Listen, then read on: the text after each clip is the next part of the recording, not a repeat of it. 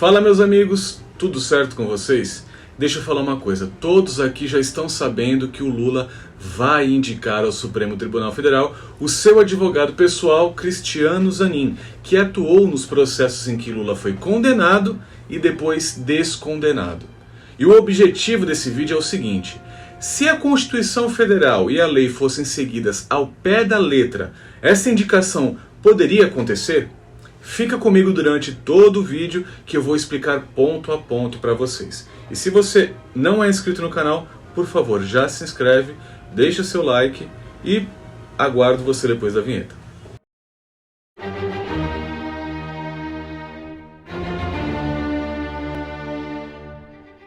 Bem, meus jovens, no segundo ano da faculdade de Direito, eu tive uma matéria chamada Direito Administrativo, que versa justamente sobre o funcionamento da administração pública. Tudo que eu vou falar aqui são as coisas mais básicas que você aprende no primeiro mês dessa matéria.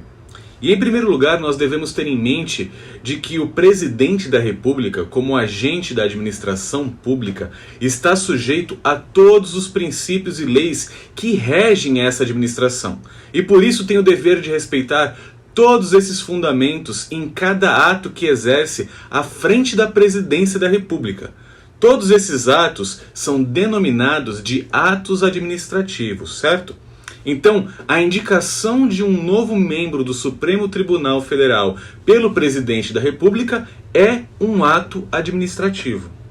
Na Constituição Federal, em seu artigo 37, nos são apresentados os 5 princípios mínimos que a administração pública deve obedecer em seus atos. E todo estudante de direito aprendeu a memorizar utilizando a palavra LIMP. A legalidade, a impessoalidade, a moralidade, a publicidade e a eficiência são esses princípios. Existem outros, mas eu gostaria de me ater a esses primeiramente. Então, todo ato administrativo, para ser considerado constitucional, precisa respeitar esses 5 princípios que estão na Constituição.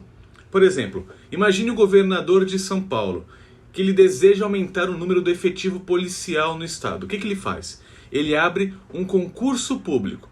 E para isso, ele precisa de um edital seguindo a lei, princípio da legalidade. Ele não pode indicar nenhum candidato aprovado.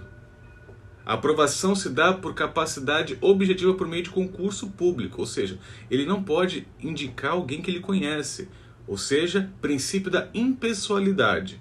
É feita uma investigação social dos candidatos aprovados para ter certeza que eles não praticam nenhum ato incompatível com a função de policial, princípio da moralidade. Todas as exigências precisam estar contidas em um edital publicado e todos os aprovados precisam ter os seus nomes publicados no Diário Oficial, princípio da publicidade. E todos os candidatos precisam se provar aptos a exercer a função e precisam ser os melhores candidatos dentro do concurso, ou seja, princípio da eficiência, entenderam? Agora vamos observar o Cristiano Zanin, indicado por Lula ao STF. Esse ato administrativo preenche todos os requisitos que eu citei anteriormente, preenche todos os princípios constitucionais que versam sobre a administração pública? Eu pergunto a vocês, indicar o advogado pessoal não vai contra justamente o segundo princípio, que é a impessoalidade? Vamos lembrar que recentemente ele, Cristiano Zanin, esteve jantando em belos restaurantes em Nova York, junto com os demais ministros da Suprema Corte que julgaram Lula, enquanto ele ainda era advogado do presidente. E indicar alguém que foi o advogado que lidou com os processos que levaram e tiraram Lula da cadeia não fere o princípio da moralidade dentro desse contexto? E indicar um advogado que sempre foi parte em processos para ocupar uma vaga que o dará poderes de juiz que precisa ser isento preenche o princípio da eficiência? O que vocês acham? Além desses princípios básicos, inúmeros escritores da literatura da administração pública dizem que existem dois super ou supraprincípios. E um desses supraprincípios fala que todo ato administrativo precisa entender e ter na sua essência que existe a supremacia do interesse público sobre o interesse privado. Agora pensem comigo. Eu não duvido da capacidade intelectual do Cristiano Zanin, muito pelo contrário, tá? Mas será que ele é o melhor jurista constitucional fora do STF? Afinal, muitos podem ter esquecido, mas a função do Supremo Tribunal Federal é de guardar e aplicar os preceitos constitucionais, ou seja, a Constituição Federal, não distorcê-la como tem sido feito ultimamente.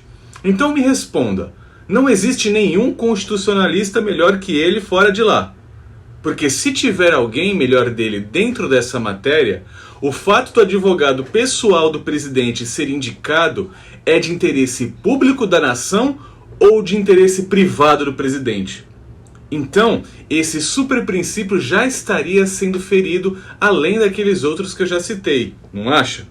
Uma das escritoras mais importantes no cenário nacional dentro da matéria administrativa, Fernanda Marinella, alerta para o que ocorre quando algum desses princípios são ignorados pelo agente administrativo.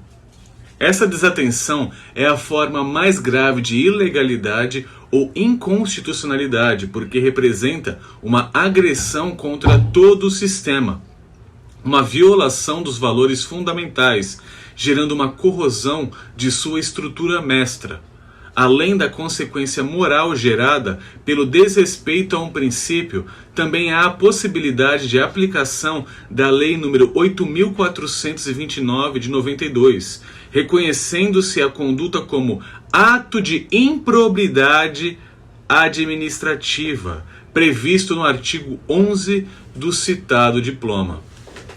Não sou eu que estou aqui falando. É uma autoridade no assunto que está. Se o país fosse sério, o Senado Federal não aprovaria esse nome na sabatina.